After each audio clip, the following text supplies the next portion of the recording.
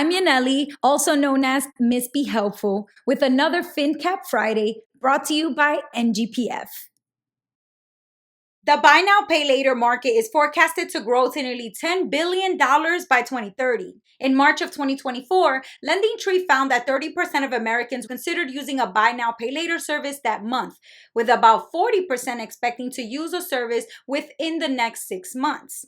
But how do these services really work? Much like old school layaway programs, a customer would make a series of small payments until their purchase is fully paid for.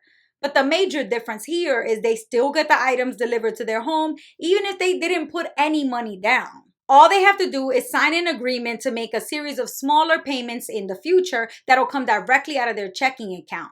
And they can link this account directly to the Buy Now, Pay Later platform. Companies like Affirm, Afterpay, or Klarna. Most online stores have added this option because they want their customers to have more options for how they get to pay for their stuff. But some stores have chosen not to add this option at all because it can get expensive for business owners. Businesses typically have to pay a fee to use Buy Now, Pay Later, which can range from 1.5% all the way up to 7% of the customer's total purchase amount.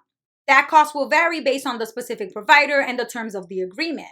So what's the difference between paying with a debit card or credit card or using a Buy Now, Pay Later loan?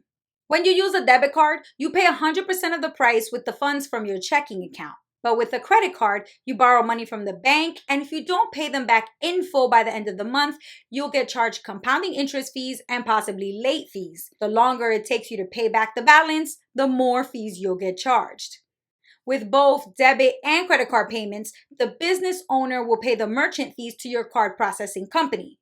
Those are companies like Visa or MasterCard. With Buy Now, Pay Later loans, customers know upfront exactly how much they'll pay at the end of the loan term. On top of that, the application process does not require a hard credit inquiry, so that means that it won't lower your credit score when you use this for your purchase.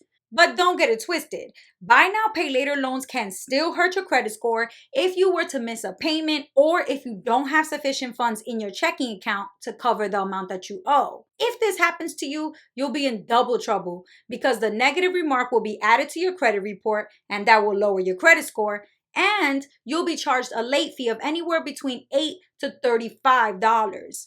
So here are a few tips to anybody who might consider using Buy Now, Pay Later. First of all, don't get carried away. Data shows that Buy Now, Pay Later users will typically spend on discretionary items like electronics, apparel, beauty products, and travel. If it's not something that you can afford to buy right now, ask yourself, is it really necessary to borrow money in order to buy it? In other words, is it really a need or is it just something that you want? Instead of Buy Now, Pay Later, maybe you could save up your money and buy it yourself. Lastly, pay close attention to your bank account and your budget. If you forget that you have a payment coming up and you don't have enough money in your bank account, then you'll likely get charged bank fees for overdrafting or having insufficient funds. In an attempt to save money now, you might end up paying much more later.